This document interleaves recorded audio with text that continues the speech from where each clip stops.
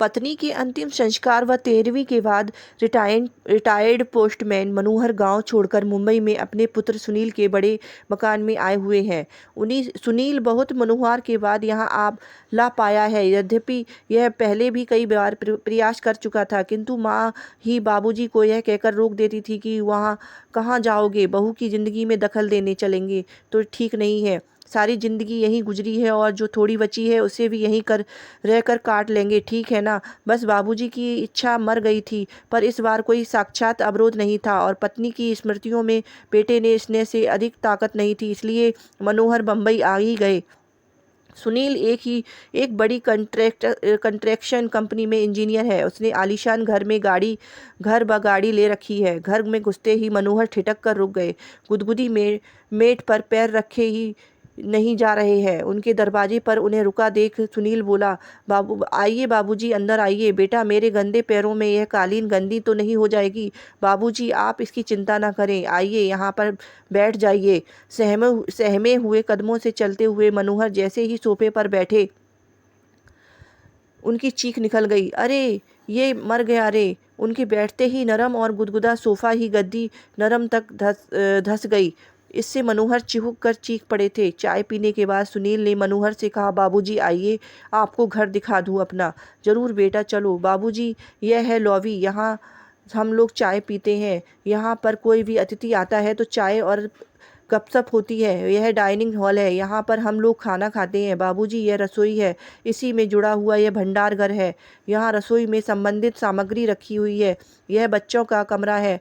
तो बच्चे क्या अपने माँ बाप के साथ नहीं रहते? बाबूजी, यह शहर है और शहरों में मुंबई है। यहाँ बच्चे को जन्म से ही अकेले सोने की आदत डालनी पड़ती है। माँ तो बस समय समय पर उसे दूध पिला देती है और उसे शेष कार्य आकर कर जाती है। थोड़ा ठहर कर सुनील ने आगे कहा, बाबूजी, यह हमारी बहू और आपकी बहू और मेरे सोने का कमरा है और इस कोने में यह गेस्ट रूम है। कोई अतिथि आ जाए तो यहीं ठहरता है। यह छोटा सा कमरा पालतू जानवरों के लिए है। कहीं कोई कुत्ता आदि पालना पड़ा तो उसके लिए व्यवस्था कर रखी है। सीढ़ियाँ चढ़कर ऊपर पहुंचे सुनील ने लंबी चौड़ी छत के एक कोने में बने एक टीन की छत वाले कमरे को खोलकर दिखाते हुए कहा, बाबूजी, यह है घर का कबाड़ खाना। घर की यह टूटी फूटी और बेकार वस्तुएं यहीं पर एकत्र की जाती हैं और दिवाली होली पर इनकी सफाई कर दी जाती है। ऊपर ही एक बाथरूम और टॉयलेट भी बना हुआ है।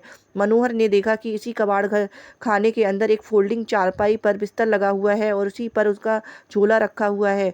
मनोहर ने पलटकर सुनील की तरफ देखा, किंतु वह उन्हें वहां अकेला छोड़कर सरपट नीचे आ पहुंचा। मनोहर उस चारपाई पर बैठकर सोचने लगा कि कैसा है यह घर है, जहां पाले जाने वाले जानवरों के लिए अलग कमरे का विधान कर लिया गया है, किंतु बूढ़े माँ बाप के लिए नहीं। इनके लिए तो कबाड़ का कमरा ही उचित आवास मान लिया गया है। नहीं नहीं, अभी मैं कबाड़ नहीं हूँ। सुनील की माँ की सोच बिल्कुल सही थी।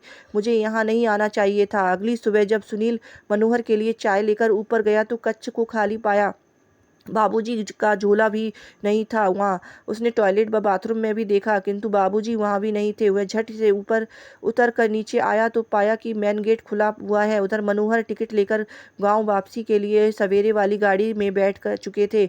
उन्होंने कुर्ते की जेब से हाथ डालकर देखा कि उनके अपने घर की चाबी मौजूद थी। उन्होंने उसे कसकर मुट्ठी में पकड़ लिया। चलती हुई गाड़ी में उनके चेहरे को छू रही हवा उनके निर्णय को मजबूत बना रही थी और घर पहुंचकर चैन की सांस ली।